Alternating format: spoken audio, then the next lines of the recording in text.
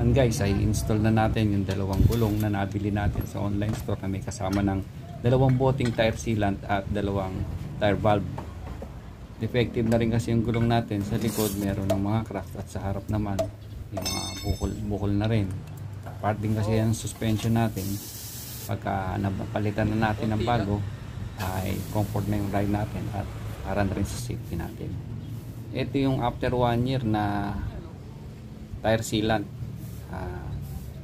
Ano pa naman siya, hindi pa naman siya na natutuyo gaano, pero may mga dumikit na konti, pero madali lang naman tanggalin, binalawan lang yan.